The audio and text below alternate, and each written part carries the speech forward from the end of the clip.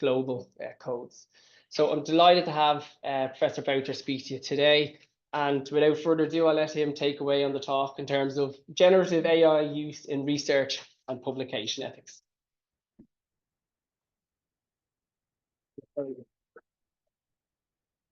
Well, thank you.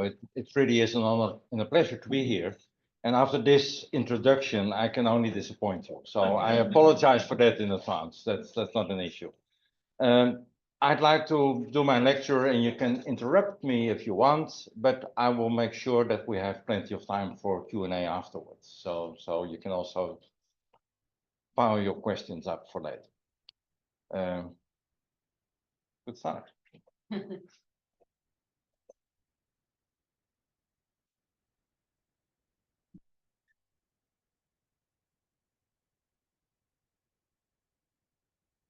I use the arrows, no problem. Oh, the arrows don't work either. That's good. That's good.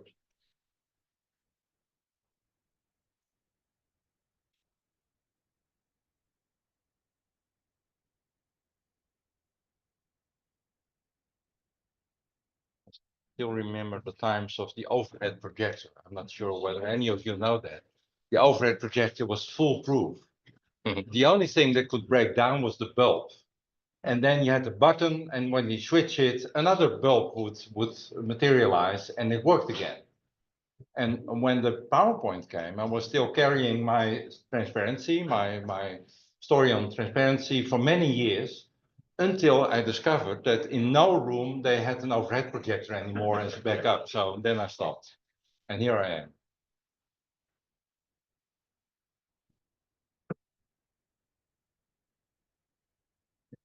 The arrows, yeah, seem to work more or less. Okay. I won't touch anything anymore. Thank you. What I wanted to say is that the bottom line of my story is as follows. I will argue that generative AI is not inherently good or bad. It doesn't change, it doesn't really change the principles and the standards of research and of research integrity, but generative AI just increases the possibility of doing research and also, sadly, the possibilities of committing research misconduct, but also increasing the possibilities of detecting research misconduct. So that is basically what is the short bottom line of my story. The parts are, I will start off with explaining a little bit my views on the opportunities and the threats that the new tool, the new kid on the block, the generative AI brings. Then look at the state of the scholarly literature in general and zoom in on retractions and the need to do more retractions in more specific, and also the contribution of generative AI in that field. And then take a few minutes to digest what the most important stakeholders can do. And in my view, the most important stakeholders are the research institutions, the publishers, and the funding agencies. And we need each other collectively to make the scholarly world a bit better, I believe. And there is also a need for that. Now, talking about generative AI, and on the right side, you see a few of these tools. It is a subset of what we call artificial intelligence. By the way, you can get the slides I'm using today, and below the slides in the PDF, there are all my references. I don't like to have references in the slides, but they're below it. Many additional remarks and an explanation of all these things, artificial intelligence, neural networks, and deep learning is there. The essence of generative AI to me is that you can interact in a human mimicking way with the software by typing to it and getting words back, and by talking to it and getting text back, spoken text back. That is the thing, and it's exciting. It's exciting. It won't go away. Let's not dream about that. Even if we want it to go away, it won't go away. That happens with all new technology which is being introduced. Sometimes people are trying to push it back, never successful. It will not be successful here either. And that's okay, because there are many good usages. Personally, I use it mainly so far as a source of inspiration and a more clever search engine. It's amazingly clever as a search engine. I discovered increasingly, I use it on a daily basis now. My PhD students and postdocs are using it in research as well. You can use it in research for data collection, code generation, that goes wonderfully well, code generation in R, for instance. You can use it for data analysis and also for reporting, which is especially friendly for people from countries where English is not a native language. It helps them a lot and brings them to a level playing field with the countries where English is one of the most important languages, like this country. And that is, to me and to many scholars, okay, as long as you report it transparently. And I later have slides on what and how and when you need to report that. But let's keep it this way. You need to be open. You need to be transparent. As a mentor of a supervisor, the hour before we went here, we had an interesting discussion about AI being a co-supervisor or maybe the main supervisor of PhD students. As a helper, it is a good idea, I believe.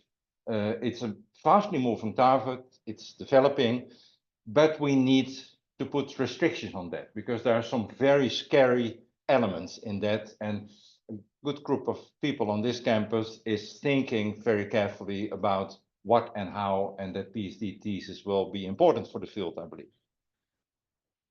And then I interact a lot with publishers the last few years as well.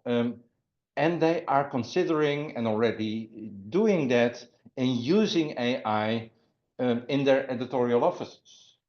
Well, we know the text similarity screening for plagiarism, of course. You have that for images as well as now. But you can also check for data integrity, for reporting quality, sometimes of fraud you can detect. There's a whole suite of software available nowadays, and publishers increasingly use that. The only restriction there is it should be announced clearly, and the restrictions are that you have to be careful for intellectual property and the privacy of the elements, the data protection elements, because these AI tools are greedy. They take all your data and they use it for training purposes and for answers they give to other prompts. That is not the idea, of course, but that can be done when you pay a bit more. You can get a closed environment without leakage of the stuff that is being fed to the AI tool. So this is all, it's not without problems, but it's the good side of generative AI, I believe. But there is also a bad side, and that's a rather black side, I believe. People can use it to fabricate and falsify data rapidly.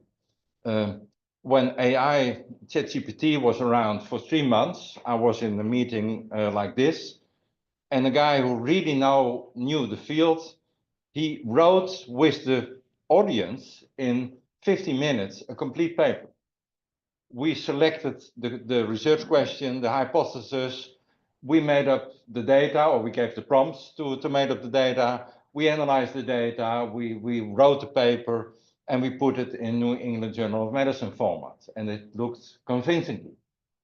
And then one person raised his arms and said, well, listen, I see there a reference that cannot be true, that is not right. It's referring to a year in the future, for instance. And then, oh, that's what I forgot. Please don't use references that don't exist, point. And then it happens.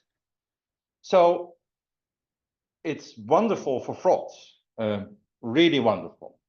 That's not okay, of course, but it's not easy to detect. In fact, there is a kind of arms race going on now. And there are very clever whiz kids making the software to detect it, and the enemy is not sleeping either. So there is a really arms race going on, and I have no clue who will win. Some people are optimistic, some people are pessimistic.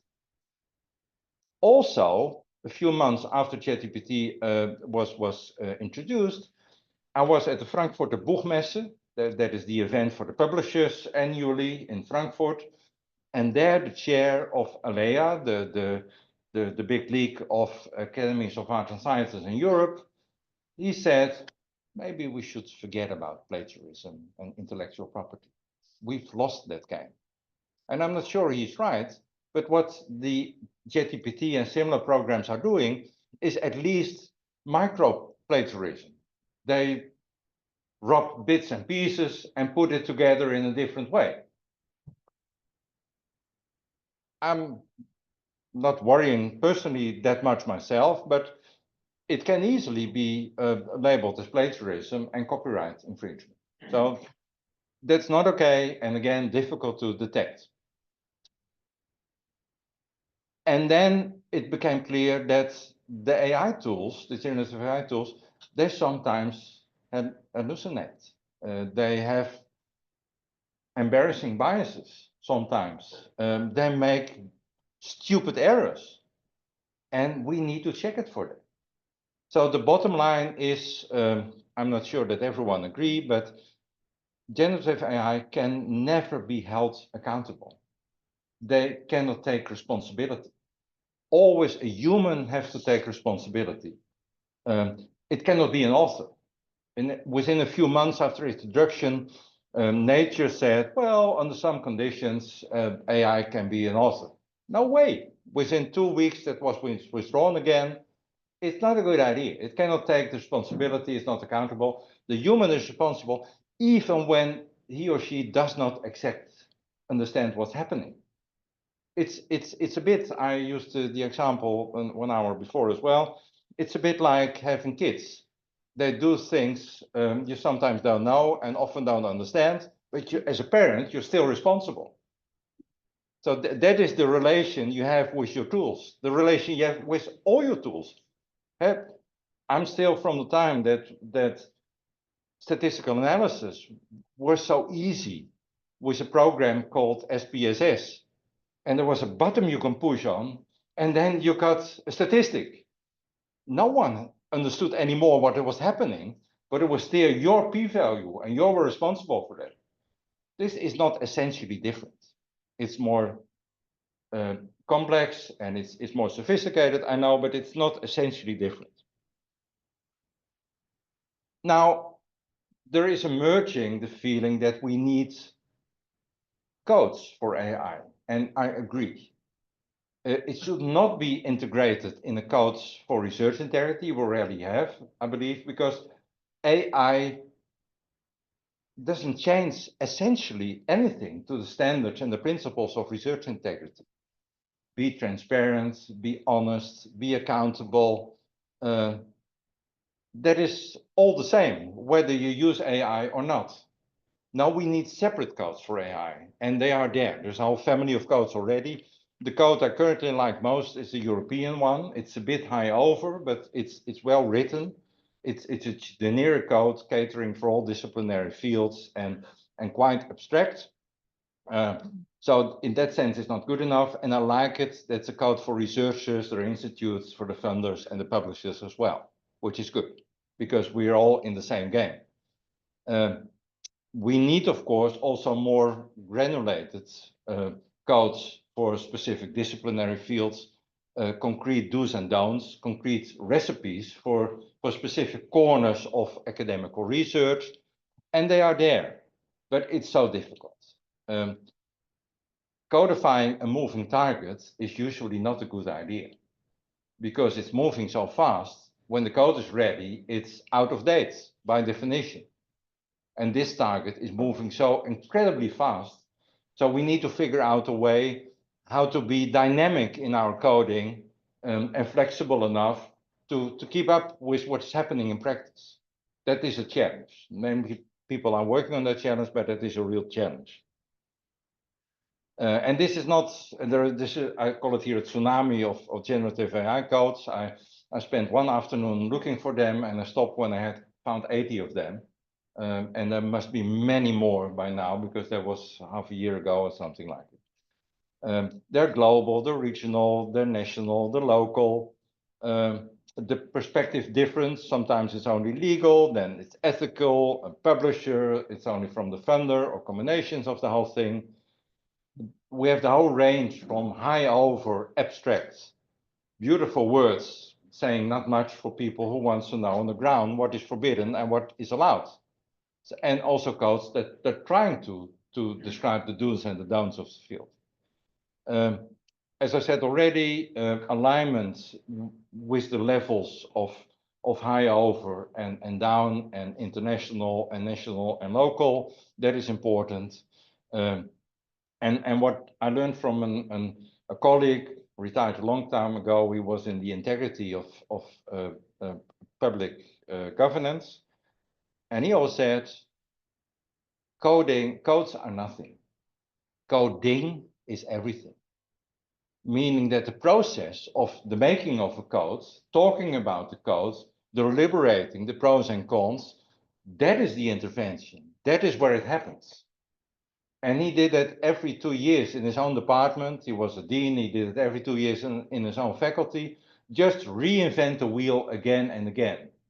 First and foremost, because there are many new people entered the shop. And secondly, because talking about it, that is the intervention. And code is lying somewhere in the cupboard and no one reads it. I was one of the authors of the Dutch Code of Conduct on Research Integrity. I believe it's a wonderful code, but it's a complete failure because no one is reading it. So this is not enough, having a code. It is enough, you need the people to understand the code, to try to adopt the code, and you also need to check whether they are compliant with the recommendations and the obligations of the code. And in this field, that's not easy, but it needs to be attempted at least. This is a promise I made already. This is a recent paper a few weeks ago by a guy called David Resnick and another one called Mohammed Hosseini, who was a PhD student here in Dublin of BET. And they wrote a very clever proposal on how to act with this, because AI, it's by now it's not recognizable anymore. When you use Google, you are using AI already. When you use Word, you are using AI already. So this is maybe quite trivial to most of us, but you cannot say to authors, when you submit a manuscript, you should declare all your AI use. That doesn't make any sense. And it's not important to declare many elements of the AI use. It is important to report what is intentional and substantial. And intentional, they defined quite loosely as you use it with a specific goal of purpose in mind.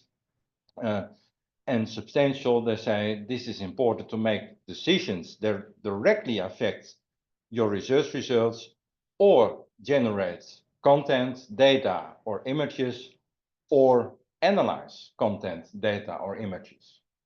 Again, this needs to be operationalized further, but it gives some guidance. And some publishers are already picking this up and trying to operationalize these criteria. Because it's not that easy to be clear about on what is expected and what is mandatory and what is wanted, optional. It's also becoming clearer and clearer that when you report AI use, you should also do that on a level that others can more or less reproduce what you did. I know that these programs change all the time and it will never be completely successful, the reproduction attempt, but you should be clear what has been done in terms of which programs, which version, and what were the prompts you have. And you can bury that in a digital supplement or in a repository or whatever. I'm not saying that everyone should be reproducing your work, but it should be, the potential should be there. It should be possible to go back there and to see what happens when you use these prompts in that program. And where it should be done, there's a whole discussion in publishing world, academic publishing. Some people say this is in the acknowledgement. Other people say no, this is a new category. It's like the ethics section of a paper. And now there seems to be some convergence that it needs to be in the methods part, because it's just another tool you use. And that is where you report how you did your research. And it should never look like an author, because in the acknowledgement sections, you usually thank people who were almost an author or contributed substantially, but not enough to be an author. You cannot say that for generative AI programs. So it should not be in the acknowledgement section and never in the author lines, of course. That is the idea. But this is all moving targets. When I give this talk in a year from now, I may say slightly different things. I don't guarantee this content long. I'm sorry. And I skip to the second part, and that is that our research record is increasingly getting polluted by fake, fraudulent, fatally flawed, and ethically unacceptable papers. Of course, these manuscripts should never been submitted, and if submitted, never been published, but it happens. It happens. And when it happens, the thing is surgery, retraction of the material from the published track record, not by removing it completely, but by indicating, don't use this at home, don't trust this material. And that is a retraction. The point is that not all articles that should be retracted actually are retracted. And even when retracted, papers are quite often still cited. Some without knowing that the paper was retracted, and sometimes on purpose, of course. But unknowingly citing a retracted paper is quite familiar. And one of the reasons is it's not so easy to detect that the paper is retracted. That's quite difficult. And that should be repaired. One of my PhD students, she will defend her PhD thesis in 1 month. She discovered, she checked for 12 methods to identify retractions, bibliometrical databases, things like Zotero and EndNote and what have you, how easy it was to identify retracted papers. Only 1% of the papers was identified by all 12 methods. So it sounds obvious, but it's not that easy. And there are reasons for that. I won't dwell into that. And why is this awful? This is awful because you let your colleagues astray. People might follow the strong lead, and even worse, doctor might treat their patients with a fake paper results. It may end up in a systematic review, which it actually does, and may influence the clinical treatment guidelines that is for patients, but the same is in social phenomena, and the same is in environmental research and veterinary research. There are many parts of research where research can matter for real people, for real environments, for real animals. So this is really awful, and in a more abstract way, it undermines trust. And without trust, it doesn't work in academia. Scholars need to be able to trust each other. Well, it's trust and verify, of course, but you need to be able to trust each other. And society needs to be able to trust us. Otherwise, nothing will be implemented anymore, even the solid knowledge we produce. I hope you ever seen this thing. It's a web called Retraction Watch. It's not a fancy web, but it's a weblog. It's beautiful. Ivan Oransky started it close to 20 years ago. And one of the things he had is a leaderboard of retractions. Now, some of you may not even have 58 papers, but my fellow Dutch scholar, Diederik Stapel, he had 58 retractions. And he is number 8 on the list. So there are even more possibilities there. And Ivan, and he's the guy who knows it best, I think, worldwide currently, his guesstimate, it's not easy to investigate it, and it's not investigated properly, but his guesstimate is that while about 1% on average over the last decade, 0.1% has been rejected, it should actually be more than 2%. So we're missing a factor at least 10 and maybe 20. And when you look at what's happening, it's rising. The SADS record in 2023 was 10,000 retractions, more than that. And even December was not yet ended, it was 8 December. And it's currently higher again. And when you say that it should be 10 times as more, we need to retract 100,000 papers. that's not doable, I think. So we need to work more on prevention of papers that later should be retracted. Don't publish them. That is the important message here. And here comes generative AI again, and I alluded to this already. Usually the paper mills, the criminal companies where you can buy a paper, an authorship on a paper, they were using very clever boys and girls in underprivileged countries, and they wrote the papers like they do for the thesis of students. And this is a whole industry. You have you cannot imagine how large that industry is. But now with generative AI, with a push of the button, you can write a fake paper, which is quite credible as well. So they love these new AI tools, really. And you see it going stronger. I'll give you some graphs later on. You can fabricate papers from scratch or put pieces of other papers together, a bit of paraphrasing, plagiarism. You can sell authorship it's usually on a no cure, no pay basis. First authorship is a bit more expensive. Top journal is a bit more expensive. But still, it's nothing compared to a salary. And you can buy citations. When you need for your next promotion, you need 500 or 1,000 additional citations, no problem. They can make it happen. And I believe that 500 citations, the current rate is $250 or something like it. So it's quite easy. It's quite easy. It's not allowed, and it's morally completely wrong, of course, but it happens. And you see fake reviews as well, and fake reviews, and AI helps a lot there. You see bribed editors, sometimes guest editors of supplements, sometimes of real journals. It all happens.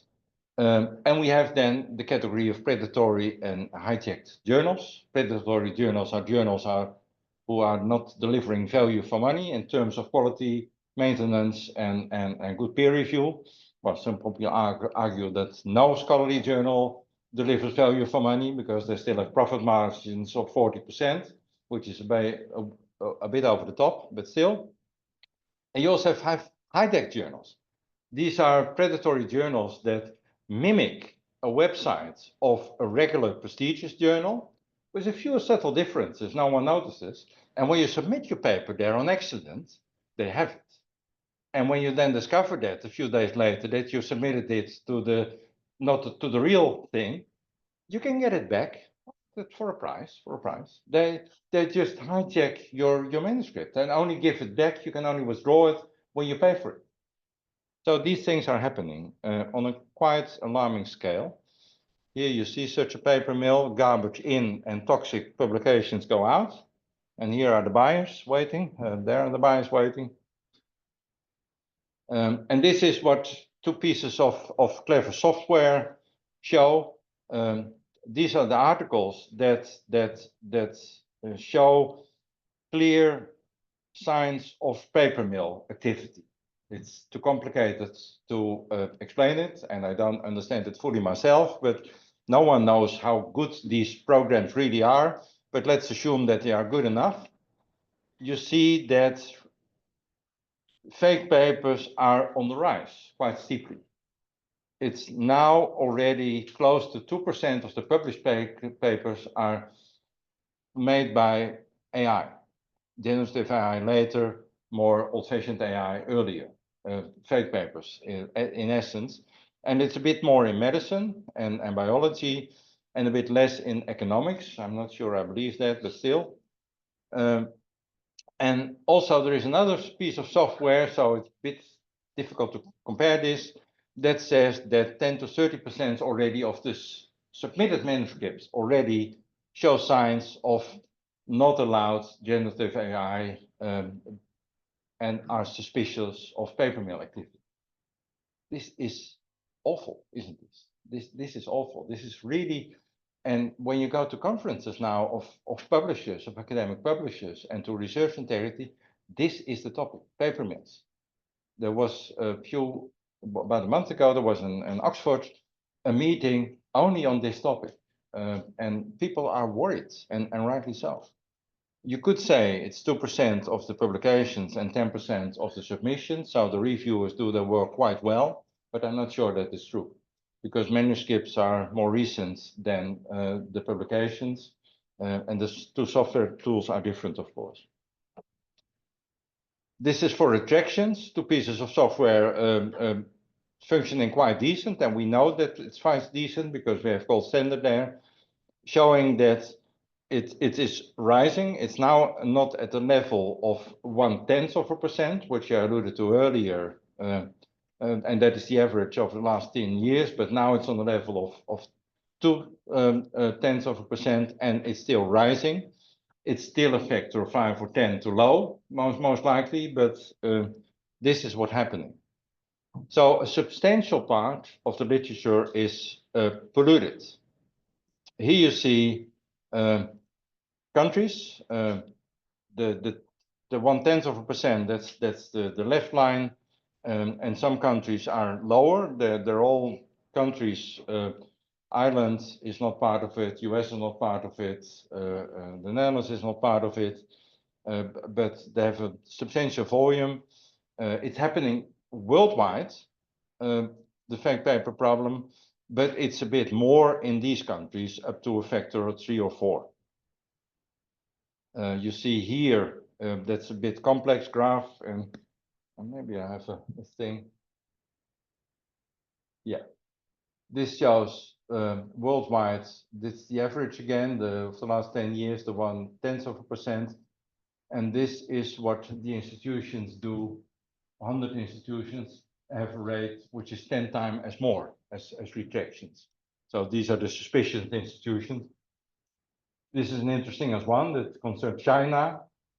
And in China, when you want to become a medical doctor, you need a few international peer-reviewed publications. These poor people have no skills to do that. Often they have no time to do it. They have no resources to do that. But the paper mills will sell you these papers. And then sometimes they retract it later. So, and especially in hospital, this line, it's 3 times as high. And the universities in China are on the world's average, more or less. So these are the statistics. I'm not saying that you should believe them because there might be bias all over the place here. When only 1 in 10 or 1 in 20 papers that should be retracted is retracted, it might be easily being a bias, leading to a bias in disadvantage or a specific region in the world or a specific country. So we have to be careful there. These are the institutions. I won't dwell long on that, but the last one is interesting. The Shanghai Jiao Tong University, that is the university producing the Shanghai Index. It's also a leader in retractions. And these are my heroes in the field. These are the sleuths, the research integrity detectives. You may know a few of them. Quite famous is Elizabeth Dick. She has eagle eyes. She can recognize whether a picture of a Western blot, for instance, is fabricated. This is the clever chap, Guillaume Cabernac. He is making all the clever detection software. So he's a hacker on the right side of the line, so to say. He's really wonderful. Jennifer, she just shifted her career. She was a biomedical investigator and in genetics, and she discovered that in her specific field, more than half of the papers were fake papers because they're so difficult to fake. And now she is become a professor in research integrity, and she's fighting the enemy from that angle. And Nick is interesting as well. He was also one of the sleuths and detectives. He recently joined the Wiley company to help the publishers to do the right thing, and that might be a good idea. Like big companies hiring former hackers as well. He might be useful. And this lady, I'm really a fan of her. She is the person that single-handed amassed, I believe now, up to 80 paper mills already. She's from Russia, but she's worldwide active, and she's unmasking a paper mill almost on a daily basis now. It's really great. What is awful is that these people sometimes end up in lawsuits, and they're not paid for their work. No one is really enthusiastic, and publishers are not always responding to that. And that is one of the difficult issues with retractions. Publishers and journals are slow. And also research institutes are sometimes reluctant to investigate. And sometimes the retraction notice, the notice explaining what happens when there is a retraction, are vague and incomplete. And that probably means that they're written by lawyers with the idea to prevent lawsuits. That is how it goes in big companies. And that's not informative. It's awful for researchers. And then it's still cited and included in systematic review and clinical guidelines, as I alluded to. And now the progressive insight is that a retraction should not be a sanction for misbehavior. No, it should just be an act of cleaning of what you know to be wrong from the literature without any assumption about intentionality or misbehavior or whatsoever. Then it can be done quicker. And it should be done quicker because it takes years sometimes until all the appeal in cases has ended and the journal has pondered all the evidence and decide, well, maybe a rejection. Let's ask all the authors of the paper. Bullshit. You should not ask the authors whether their paper should be rejected. You should make a decision. So there is so much room for improvement there. And the journals are now understanding that more or less. Now, these are few of the companies and organizations taking care of it, united to act. What I like in that organization is that all stakeholders work together against paper mills. This is about removing perverse incentive in the way we assess researchers, which is probably what drives the business model of paper mills. We have our conferences. I will announce it on my last slide. And then maybe just a practical thing I want you to learn. Did you ever notice this sign on a PDF of a page? You know what it is? When you click on it, try it, click on it. You see whether the paper, whether you look at the most recent version. And when it is rejected, you see that. I didn't know that either until a few years ago. It's such a clever trick. It's just a clickable button in a PDF. And then you don't need to consult the website of the publisher to know whether a paper is rejected. You can see it immediately. It's great. And the rejection word database is in their engine room. So the gold standard is in their engine room. It's really wonderful. Now, what can institutes do? I'll do this a bit quickly because I want to have time for discussion as well. What is important is transparency. Without transparency, accountability is not easy. So we need open methods, open codes, and open data. I know there are exceptions, but there are not that many exceptions. Usually this can be done possibly with a short embargo. We need to train people in how we suppose them to behave in methodology and integrity. We need good quality and also checks and balances in that, and supervision and quality control. I've said a lot of awful things about pharmaceutical companies in my career, but they do one thing right, and that is quality assurance. We can learn a lot from them in academia. We don't care. We don't check what the quality of our work is, hardly ever. We should do that much better. Researcher assessment, I mentioned that already.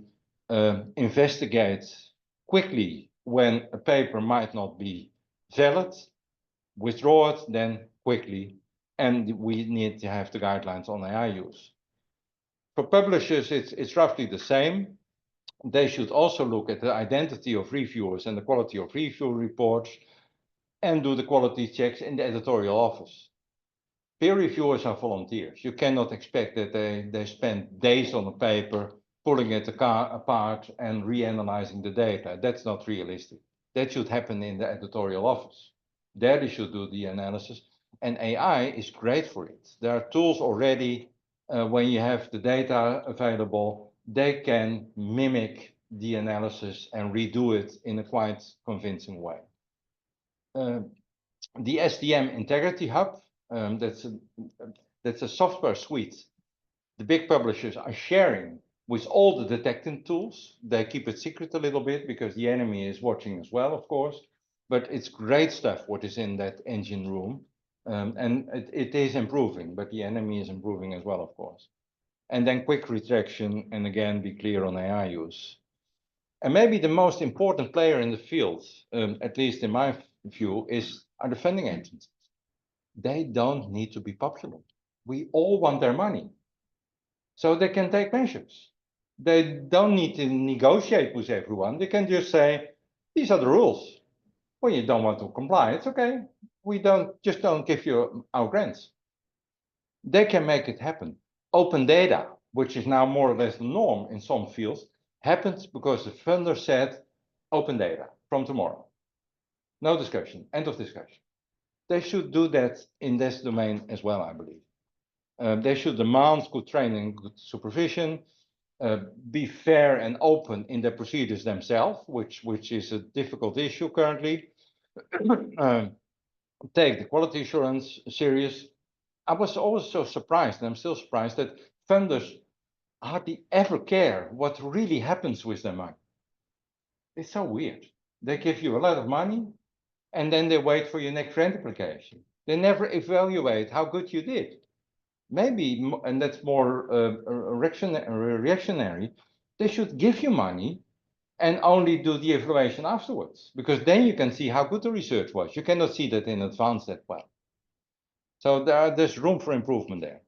And they should also fund the research underlying the stuff we've been discussing today, because evidence-based policy is important and we need more research on research. And luckily it's happening currently, but that is what we need. That is important.